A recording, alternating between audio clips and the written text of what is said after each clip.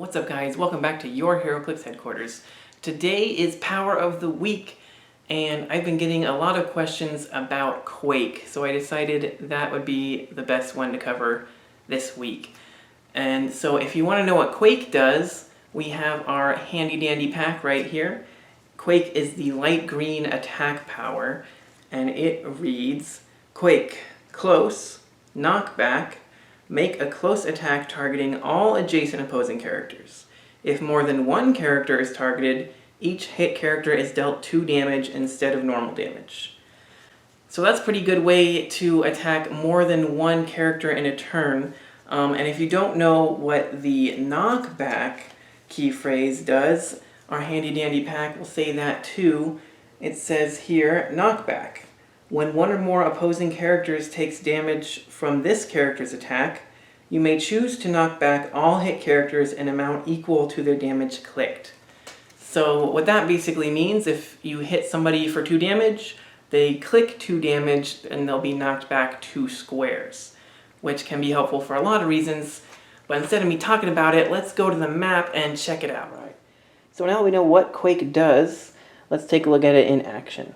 As you can see, the Flash here has Quake on his attack power, and if he wanted to use it to attack Crystal here, he would have to make his attack roll, hopefully hit, and then if he does, since there's only one target for the Quake, it would do his normal damage, meaning he has 3, so she would take 3 damage, and if she clicked all 3 of the damage, she would then get knocked back 3 squares.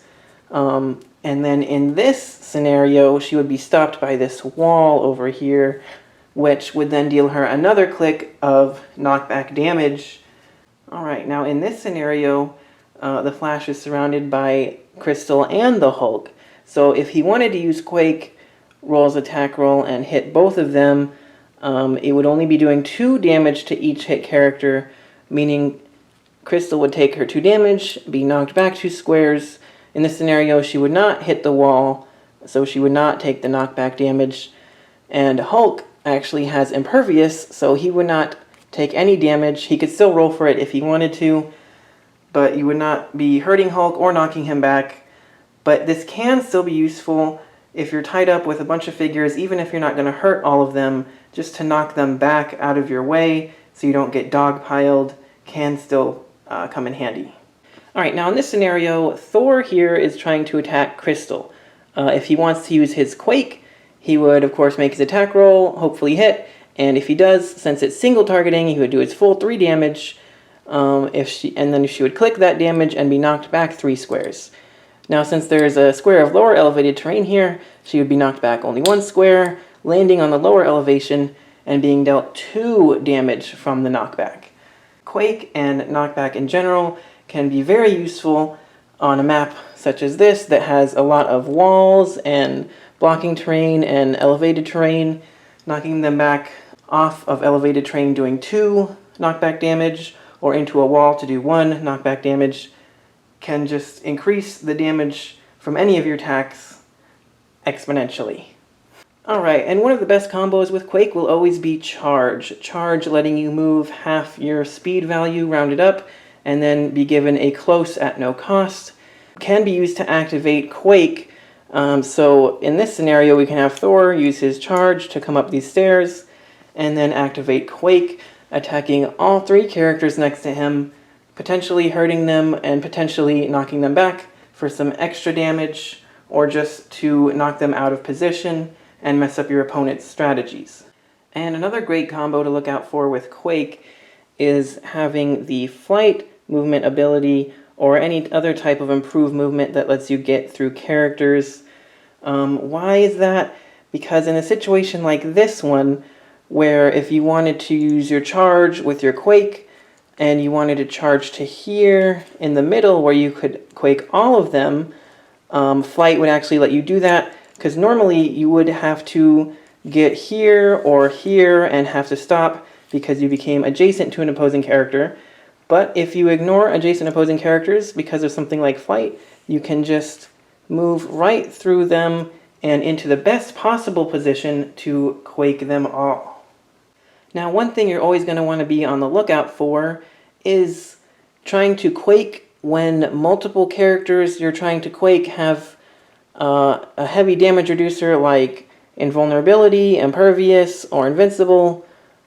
Hitting more than one of them will only do 2 damage, so you won't be able to damage any of them. And if they have charge on their movement or combat reflexes on their defense, then they can't be knocked back, so don't expect to knock them into a wall or off of elevated or even away from you at all. As a general rule, just be careful where you Quake. Alright, now we're going to quickly go through some of my favorite characters that can use Quake effectively. And we'll start with Thor here. Now, why do I like him? Because he has Quake, and when Thor uses it, damage from the attack can't be reduced below 1, which is a really nice combo, because you can actually Quake multiple people that have heavy damage reducers and still give them a click of damage and knock them back a square. Alright, and we can't talk about Quake without talking about the Hulk.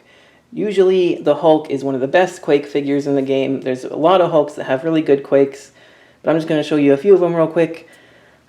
This one here has a trait Hulk Smash. When the Hulk moves after resolutions, he can use Quake at no cost.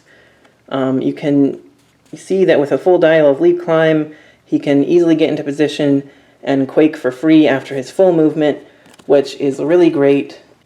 And the slightly bigger version of Hulk here has a special attack power called Mass Destruction, Super Strength. When Hulk is given a move action after resolutions, destroy all adjacent pieces of blocking terrain, and he can use Quake at no cost. So a very similar special power to the other Hulk, both very strong in their own ways. And the Red Hulk doesn't get left out because he has the exact same special, but as a trait, so he can use it for his whole dial. Kind of similar to the other Hulk, the smaller one that has Leap Climb, helps him get in position. So again, a really powerful Quake figure. And of course, Movie Hulk is just as good. This one here can use Quake and Super Strength. When the Hulk uses Quake, after resolutions, give each hit character an action token. And it's fitting that his movie girlfriend has a very similar power. The new Shifting Focus Black Widow has Quake. When Black Widow uses it, after resolutions, give each hit character an action token. So the really strong thing about both of those special powers is you only have to hit to give them an action token. You could charge in and hit 3 or 4 characters. Even if you didn't do any damage or knock back, then you'd still be giving them all an action token, which can be very helpful. And the Hulk's cousin is no different. She-Hulk here has a special power where she can use Quake and Super Strength, and when she uses Quake and is holding an object, she can increase the damage dealt to each hit character by 1 if it's a light object, or 2 if it's a heavy object, and then remove the object from the game. This is crazy because if you charge in there with a heavy object and hit, say 3 people, instead of doing 2 damage to each of them, it'll do 4 damage to each of them. So she can really bring the damage to your opponent's whole team. And this She-Hulk over here has bowling pins. Quake. When She-Hulk uses Quake, the number of squares characters would be knocked back is doubled. This can be very effective at disrupting your opponent's strategy and knocking back characters all over the map. Crystal here is another good one. Since she has traded Quake as free, that means she can use her whole movement to get into position, sidestep if she needs to, and Quake as free. She can even be carried and use Quake since it's a free action. And since not many people can do that, she's very strong. And of course, we couldn't talk about Quake without talking about Quake. She has one of the strongest versions of Quake in the game. As you can see here on her attack power, Quake, when Quake uses it, you may choose one. Choose an unoccupied square within her range, and she may use Quake as if she occupied that square, or Quake can use Giant Reach X, where X is her click number. Which, this is very powerful because it does not require line of fire, so you can pick a square that's behind a wall or up elevated, and just Quake wherever you need to knock them off. Or even if she's late dial, you can do a really big Quake, hitting their whole team. And as for some of my favorite DC characters that can use it, the Flash here has this special movement power that lets him use Flurry and Phase Teleport and Sidestep. And when he uses Phase Teleport and moves 5 squares or less, after resolutions, he can be given a close at no cost, which can be used to activate Flurry or Quake. And so you can really choose whatever you need there. And he's got improved movement characters in addition to the phasing teleport, so you could even sidestep wherever you might need to be to Quake a bunch of characters. And then Shazam here has a neat little special on his attack that gives him Quake, and Shazam may use it at no cost instead of a close attack while using hypersonic speed. And since he starts here with hypersonic speed and flight, you can zip around the map to get into position for the best Quake, and prob yourself if you need to. And for some fun ones outside of the Marvel and DC universe, we have some giant mechs here from the Pacific Rim movie set. One of my favorite ones for Quake is Crimson Typhoon. His attack power, Crimson Typhoon can use Quake. When it does, its damage value becomes 3 and is locked. And since he is a colossal-sized figure, that means he has a 3-square reach for his Quake. He starts with charge. He can get into position and do a big Quake that can hit for 3 damage on multiple characters. And Cherno Alpha over here, if you play him on his lower point line, can start with this special on his movement that gives him Flurry, and when it does, after actions resolve, it can use Quake as a free action. This can be fun because you can Flurry, hit 2 attacks, and then Quake them away for a lot of extra damage. Alright guys, that does it for this episode of Power of the Week. If you learned anything, make sure you smash that like button for me, and let me know in the comments if you have any more questions and what power we should cover next week on Power of the Week. And make sure you click that subscribe button if you'd like to see more videos like these. Anyway guys, that does it. See you next time. This has been Heroclix Headquarters, signing off.